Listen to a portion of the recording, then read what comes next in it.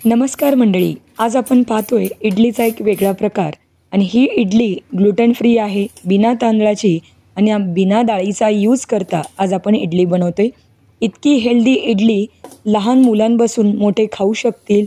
याचबरोबर जर तुम्ही वेट लॉस करत असाल तर ही इडलीसुद्धा खाऊ शकता. तर यासाठी मी ही रेसिपी शेअर केलेली आहे. तर चला मग पाहूया ही इडली कशापासून बनवली आहे आणि यासाठी काय काय वापरलेलं आहे. याबरोबर इडली सॉफ्ट स्पॉन्जी होण्यासाठी काही खास टिप्स, अगदी परफेक्ट कमी वेळामध्ये ही इडली बनवते. कुठल्याही प्रकारचं पीठ भिजवायचं किंवा फर्मेंट करायची गरज नाही. अगदी टेस्टी, हलकी फुलकी आणि आपल्याला कधीही बनवता येईल इतकी ही सोपी रेसिपी आहे. ही इडली तुम्ही कुठल्याही चटणीबरोबर खाऊ शकता.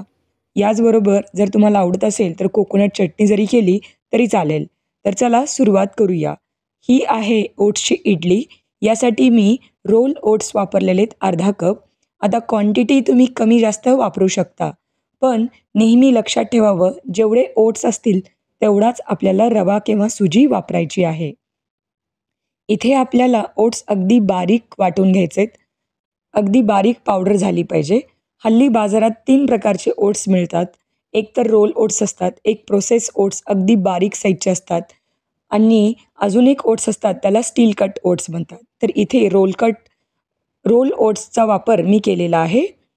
आता त्याचबरोबर ओट्सची जी काही पावडर तयार झाली होती मिक्सरमध्ये वाटून घेऊन ती एका बाउलमध्ये काढून घेतली आहे. त्यानंतर आपण त्यामध्ये अर्धा कप रवा, त्याचबरोबर 1/4 कप आपण दही वापरले आणि चवीनुसार लागेल तसं मीठ. सरळ सरळ खूप सोपं आहे. जेवढं ओट्सचं पीठ असेल तेवढंच तुम्हाला रवा वापरायचं आहे आणि त्याच्या 1/4 तुम्हाला दही वापरायचं आहे. अर्थातच जर का तुम्ही 1 कप ओट्स घेत असाल, 1 कप रवा घेतलात तर अशा वेळी अर्धा कप दही वापरा. पण मी ते अर्धा कप ओट्स, अर्धा कप रवा आणि 1/4 कप आपण दही वापरलेले. याबरोबर चवीनुसार जसं लागेल तसं मीठ टाकून पाणी वापरायचं. आता पाणी किती लागतं? साधारणतः एवढ्या मिश्रणासाठी 3/4 कप पाणी लागलेलं आहे. अर्थातच पाऊण कप आणि 1 कप म्हणजे 250 mlचा 1 कप आहे. आता इडलीच्या बॅटर करता आपल्याला हे मिश्रण थिक हवं, पण सुरुवातीला थोडं सैलसर असायला हवं, कारण रवा जो आहे तो भिजला पाहिजे किंवा तो अर्थात फुगला पाहिजे. यासाठी झाकण ठेवून 10 मिनटं आपल्याला रवा भिजत ठेवायचा आहे. याचबरोबर आता या इडलीसाठी एक तडका तयार करायचा आहे. तर तडका पॅनमध्ये साधारणतः 1 टीस्पून आपण ऑलिव्ह ऑइल वापरले, कुठलंही वापरू शकता. याचबरोबर इथे थोडंसं हिंग, 1 छोटा चमचा मोहरी, 1 छोटा चमचा आपण उडदाची डाळ वापरणार आहोत आणि 1 छोटा चमचा चणा डाळ. याचबरोबर आपल्याला थोडासा कढीपत्ता वापरायचा आहे. याऐवजी तुम्ही यामध्ये गाजरसुद्धा खिसून वापरू शकता किंवा इतर कुठल्या भाज्या वापरायच्या असतील तर त्याही तुम्ही या इडलीमध्ये वापरल्या तरी चालतील. पण मी सरळ साधा सोपा एक तडका तयार केलेला आहे, ज्यामध्ये फक्त डाळी आणि मोहरी आपण वापरलेली आहे. तडका तयार झालेला आहे. डाळी व्यवस्थित आपण तळून घेतलेल्या आहेत किंवा फोडणी तयार आहे आपली. तर दुसऱ्या साईडला ती फोडणी ठेवून दिली आहे आणि इकडे आपलं ओट्सचं जे काही पीठ आहे ते व्यवस्थित भिजलं गेलं आहे. किमान 10 मिनटं तरी ठेवा. वेळ असेल तर अर्धा तास ठेवू शकता. असं केल्यामुळं एकतर रवा छान फुलतो आणि इडली अगदी सॉफ्ट स्पॉन्जी होते.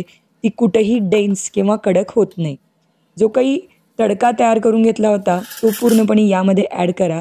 आता आपल्याला बेकिंग सोडा वापरायचा आहे. याला खाण्याचा सोडासुद्धा म्हणतात. 1/4 टीस्पून म्हणजे पाव चमचा आपण इथे बेकिंग सोडा वापरलेला आहे. यामुळं रवा छान फुलतो, इडली हलकी फुलकी होते. जर यापेक्षा जास्त वापरलात तर इडली ही व्यवस्थित तयार होणार नाही किंवा इडलीचं बॅटर हे स्प्रेड होईल सगळीकडे, पण इडली तयार होणार नाही आणि सोडा जास्त घातल्यामुळं इडली जास्त खाल्ली जाणार नाही. त्यामुळं यापेक्षा जास्त वापरू नका. आता आपण इडलीच्या प्लेट्सला तेल किंवा तूप लावून घ्यायचं आहे आणि त्यानंतर इडलीचं बॅटर ओतून घ्यायचं आहे. अशा प्रकारे मी 2 प्लेट्स लावलेले आहेत आणि एवढ्या मिश्रणापासून साधारणतः 12 ते 15 इडली तयार होतात. अगदी सकाळचा नाश्ता आरामात होतो अर्धा कप ओट्स आणि अर्धा कप रव्यामध्ये. अशा प्रकारे तुम्ही इडलीच्या प्लेट्समध्ये हे बॅटर ओतून घ्या. इवन ही इडली तुम्ही मुलांच्या टिफिनमध्ये सुद्धा देऊ शकता. अगदी हेल्दी आहे, मुलं खूप आवडीने खातील. अशा प्रकारे आता हाय टू मीडियम फ्लेमवरती आपल्याला ही इडली शिजवून घ्यायची आहे. साधारणतः 12 ते 15 मिनटासाठी. जर इडली जास्त असतील तर अशावेळी 15 ते 20 मिनटंसुद्धा लागू शकतात. पण इथे टोटल मला 12 मिनटं लागलेले आहेत. आणि त्यानंतर टूथपिक इन्सर्ट करून आपण चेक केलं आहे.